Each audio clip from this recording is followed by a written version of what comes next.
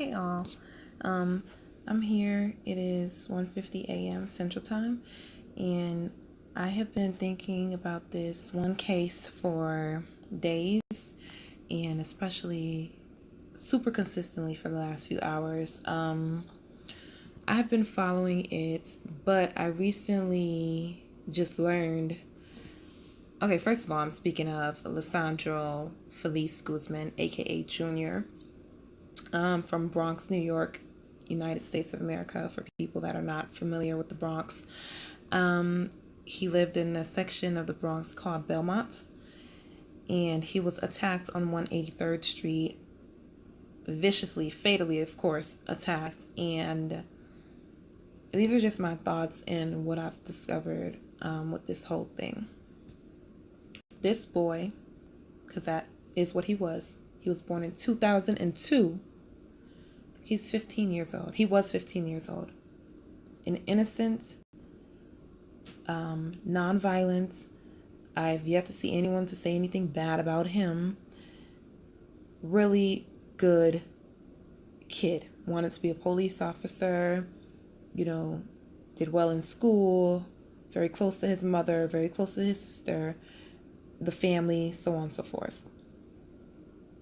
He was brutally murdered.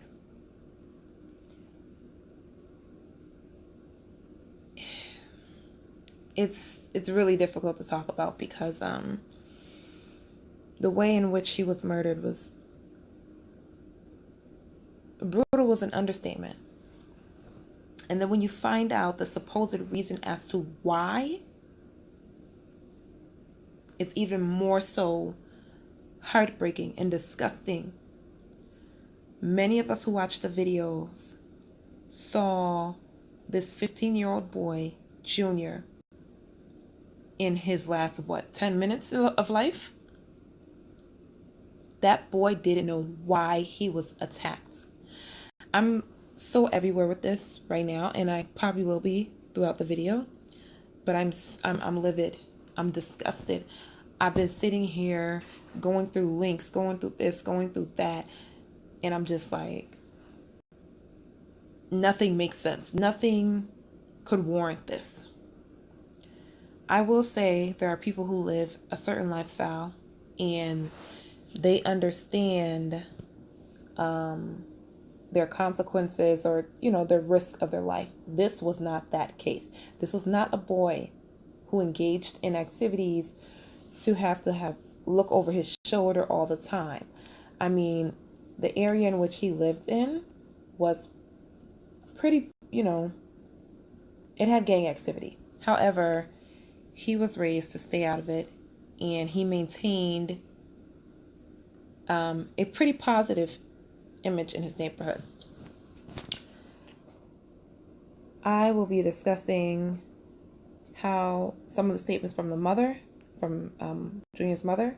I will be discussing these savages, and I don't say that in a polite way, these savage of criminals who took Junior's life away. I will be discussing a whole bunch of things. Stay tuned. Let's start with, I've already pretty much given you a background on who Junior is. I was not going to show on my video the attack, but I will show a portion. So I'm going to flip my camera around to my laptop and we can discuss this. This here is the video of two of the savages, not these two men, two of the savages taking Junior out of the bodega. I'm going to stop it right there. I'm going to come over here.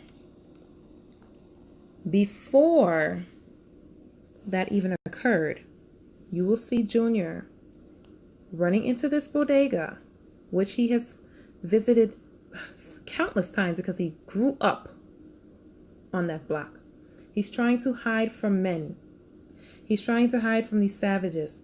One of the savages goes out and he lets the others know, yeah, he's definitely in there. Here they come to grab him. And that is the scene that I just previously showed you. So right now there's 3 that are in the store. and they are getting him from behind the counter, which the owner allowed them to do. And I can't freaking believe this. Like, there's one of them walking out peacefully. Now, I'm going to flip the camera back to me.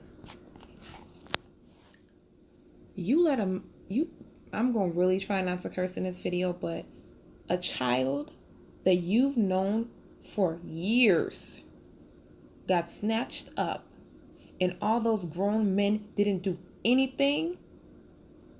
In fact, they encouraged these boys to take whatever beef, whatever problem they had outside. A part of me understands, gang, whatever, but a part of me is like, when are men going to start holding other men, and especially grown men, going to start holding these other boys accountable? Okay, let's see a different angle of this attack. This is now the outside portion. This is before they even go into the store. There are numerous men waiting to attack Junior. You can see here they are all talking amongst each other, and over to the left where they just shine the camera is where Junior is in the store. As you can see, they're hurrying back toward the store.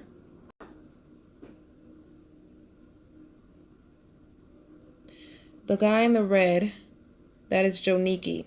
He just took off his shirt. I can barely talk while watching this. Over there, they are stabbing this young boy. Now, let's talk about the criminals. Actually, let's talk about the fact that while they are stabbing this boy, someone, the angle that I just showed you, is recording.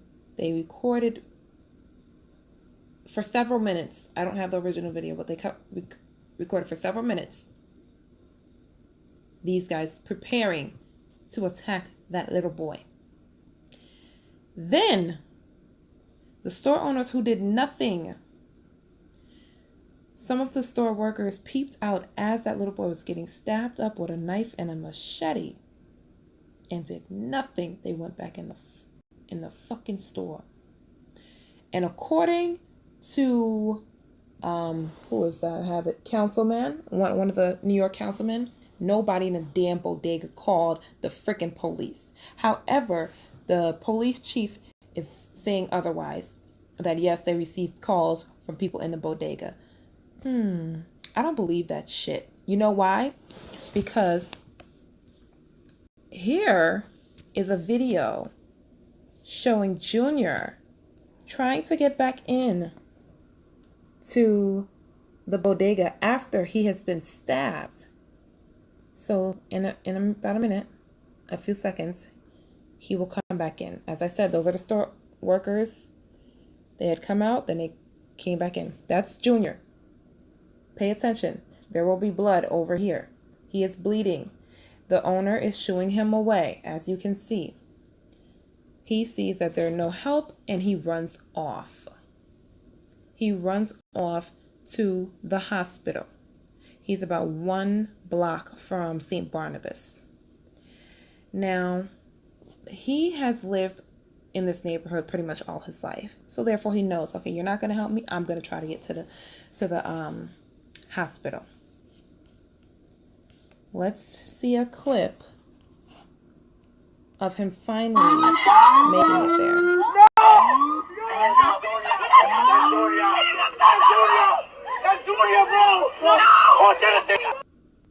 I don't really want to show that, but I was trying to find one of the original videos when this story came out. That boy sat in that state where I just showed you and bled out pretty much while the fucking police was asking him, who did this to you? Keep your eyes open. I'm right across the fucking street from the hospital bleeding out. And people are coming and identifying me and so on and so forth. And you are worried about who did this to me. Granted, you know, they want to know those things. But my life is more important.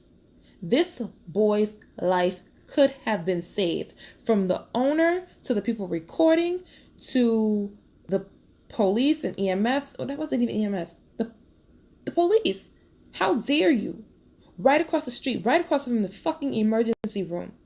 No one did anything for several minutes. The original video of him sitting there is minutes long. And also in that original video, there are people who are in the neighborhood and they said, why didn't the store owner, they called him by his name, which I do not remember. They said, why didn't he call the police or pull out his gun? He calls the police and pulls out his gun for every other thing. I am not in that neighborhood. I encourage everyone from Belmont to speak on that. Clearly that owner is known to have a gun and known to call the police. Why the fuck didn't he call the police this time? Why not? Can we have a recording, please? Because I don't believe he did. How the hell do you turn the child away when he's coming to your place for safe refuge? You out him. You rat him out, basically. Then you let them take him. Then when he comes back bloody and just alone, you again turn him down. But you called the fucking police? Come on now. Come on. Hell no. Now let's get into the attackers. Because I'm really pissed. Just give me 1 second. I'm sorry to make this video so long, you guys, but this needs to be broken down. So this is when the first guy comes in. This right here is Jose Tavares, or whatever his name is. See him with the neck tattoo? I believe that says 187 on his neck. I'm not sure. As you can see, a clearer shot. This is him. He then alerts Danel Fernandez, Michael Reyes, and Kevin Alvarez. So here they come. This is Kevin. This is Michael. And I believe Daniel first came in. He had the green durag on. Here they are. This right here is Danel Fernandez. This right here is Kevin Alvarez. Now, you're probably wondering, everybody's been asking, what happened to the darker guy that walked in with Daniel and Kevin? He is supposedly the one that fled to the Dominican Republic and his mother turned him in. I'm hearing that his name is Michael Jose Reyes. I've searched things on him. I really didn't go into detail. You know, us girls can find anything. But I really wanted to get this video out, and I've been getting everything together for hours. He's still right now in DR. That is a confirmed story that he fled. And that's just some guilty ass shit. God, you guys. Okay, I thought I was recording.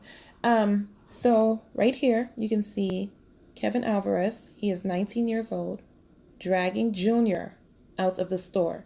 Behind him is Danel Fernandez. Daniel is 21. Right here is believed to be Jose Muniz. Jose Muniz is also believed to be the uncle of the girl in the video that they say Junior was in, quote unquote, mistaken identity. So Kevin gets scared. He runs off. Daniel has a knife in his hand, but he's not really doing much. Now let's play back. This boy who just came in here, this is this bitch ass right here. He dyed his hair after the incident. This is Manuel Rivera. Right here. This is Manuel Rivera. Now, back to the video. Which one was it? Back to the video. This guy right here, the one with the red hat, that is this bitch. That is Joniki. I have his name over here. Can't remember his last name. Don't give a fuck. That's Joniki. So we've identified Kevin Alvarez. This is Jose Muniz, the supposed uncle of the girl. This is Manuel Rivera, the 19-year-old. No, Manuel is actually 18. This guy was the one who went into the store initially. His name is... Oh, God, what is his name? It's right here. His name is Jose Tavares. In the video, he appears not to have stabbed Junior, and Kevin, has appeared not to stab Junior. Kevin dragged him out. He alerted. The darker guy who originally went in, Manuel Rivera, he disappeared. He went back over to the streetway and never came back, apparently, to stab Junior. Joniki was waiting outside, never entered the store. He had what appeared to be a very large knife or machete. Daniel helped drag Junior out of the store. He also had a knife. Seemed to have gotten one stab or something in. This is Santiago. I know I haven't spoken about him, but this is Santiago Rodriguez. He is an old, rusty 24-year-old hanging around young boys, encouraging them to do crazy-ass shit. Now, in this clip right here, it has him as this guy right here. But I have uncovered something in the last hour. I'm going to go back to the video. There's going to be a guy coming up in white, and he does damage. The guy with the thing covering his face. Right here. Pay attention to him. Right there. There has been an 8th arrest. And I believe that to be the guy who was doing, I believe, this guy, the one who ran up from around the corner and has his face covered. I believe him to be the 8th suspect caught in America, which is Elvin Garcia. He is 23 years old, and he was arrested in the Bronx. This investigation is not over. The brutal nature of this crime trade was covered up. Now,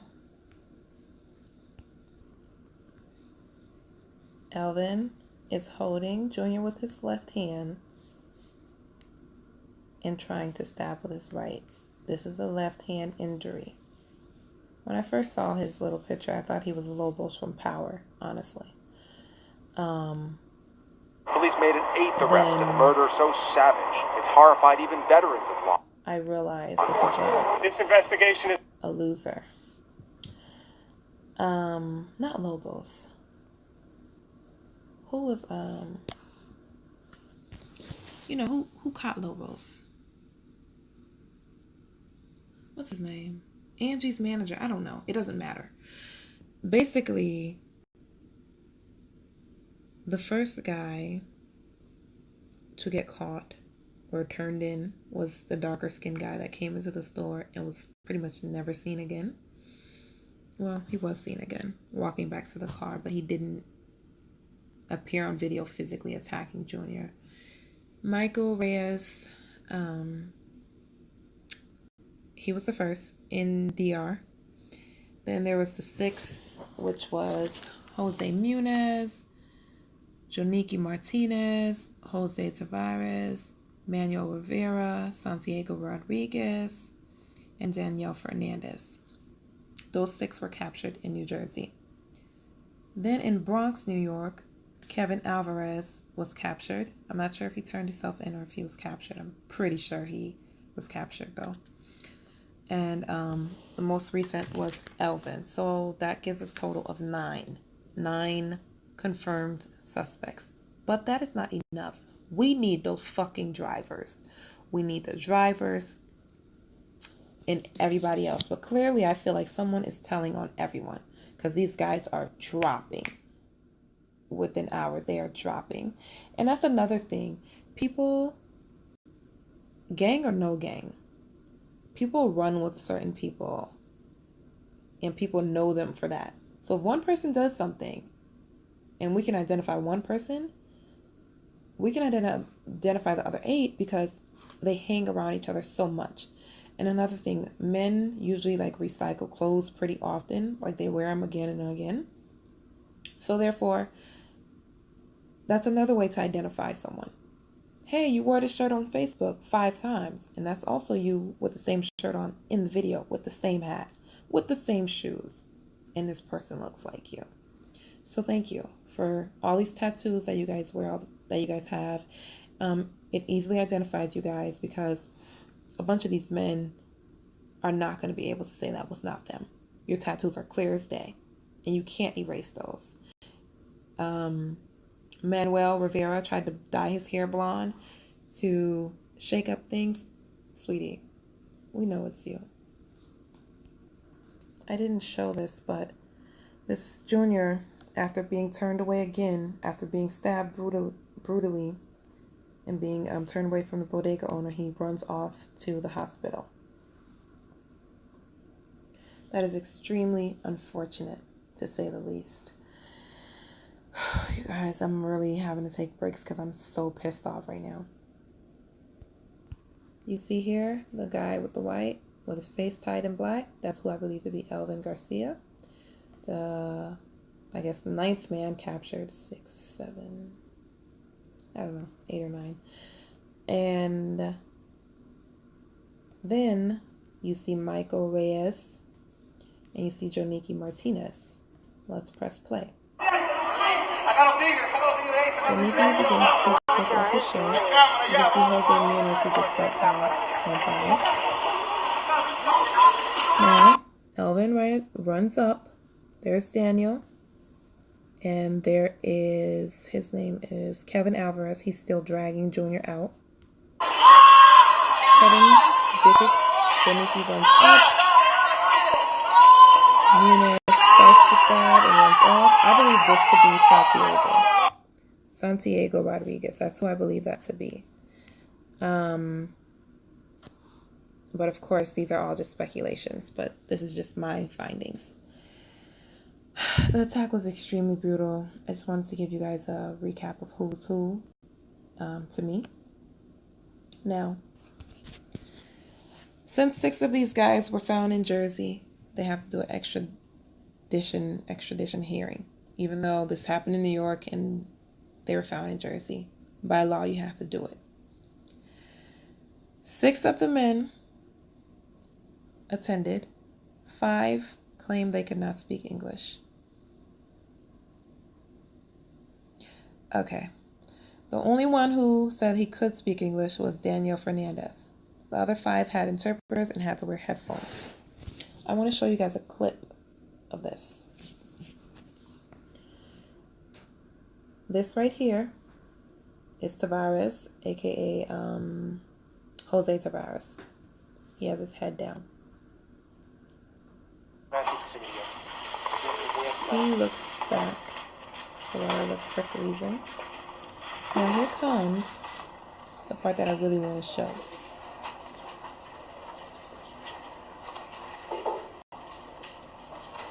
Bear with me.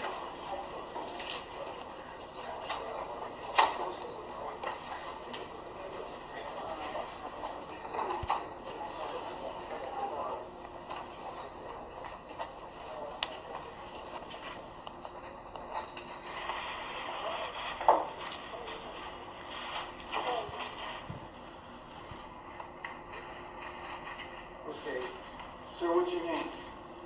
Danel Fernandez. You look into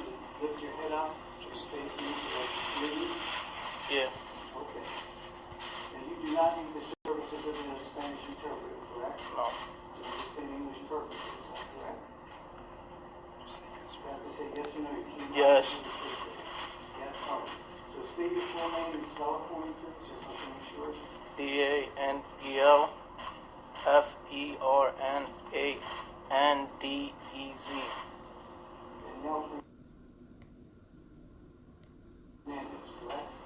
Correct. You a bitch nigga. And I'ma just say it. You in that motherfucking courtroom like a kid when they did something wrong and they mama scolding them and they afraid to get slapped. They feel like the slap just coming. You in that damn courtroom acting like that hoe. But you didn't play to drag that boy out of the bodega now, did you? But you want to sit up here, Mr. Danel Fernandez, 21 years old, and DANELFERNANDE. Put your motherfucking head up. Speak louder.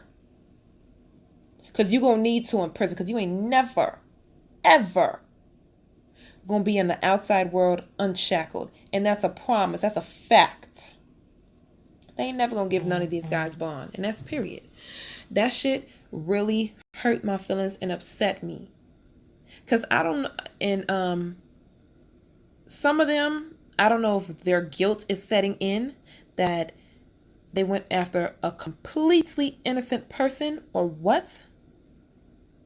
But the way they had their heads down and, you know, the guy before Danel Fernandez, he was shaking his head a lot during the hearing, you know, like kind of like trying to show regret and remorse. But it's too late. How can 10, I'm going to say 10 because there's about 10 of y'all, 10 grown men mistake one person? Now I'm going to touch on one piece and then that's that for me. This is Leandra Feliz, the mother of Lesandro Feliz Guzman. Over here is his father. No, they killed them. They already catch on video. But somebody showed you my junior to those killers. Mm-hmm. That's what I want. They go more than that. What do you make of all the people who have showed up? I completely agree with her. Someone showed her junior, that child, that innocent 15-year-old child, to these men. To these men. Because, as I showed you guys, he ran into the bodega. Clearly, they had approached him. Or he noticed something. Now, the story the mother, the sister, and the sister-in-law are telling is, Junior was at home. He received a call or a text from a friend of his telling him, hey, I need $5. I'm hungry. I don't have food to eat.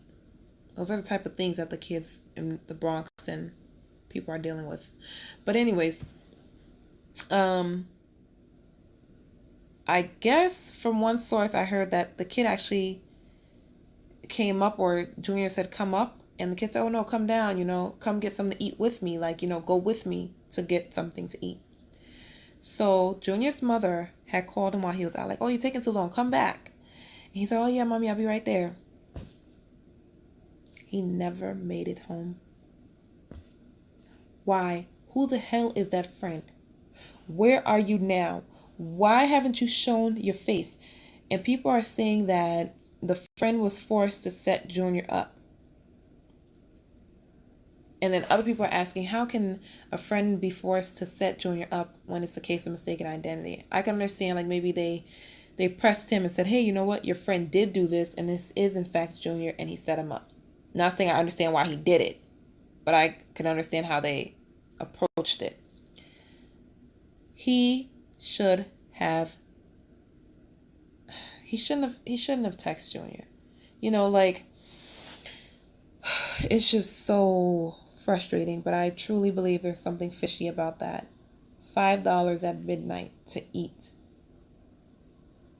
And that attack happened about 30 minutes before midnight. And the mother clearly believes somebody orchestrated this. Those guys were ready. 2-3 car deep. Whoever did this, whoever set this up, may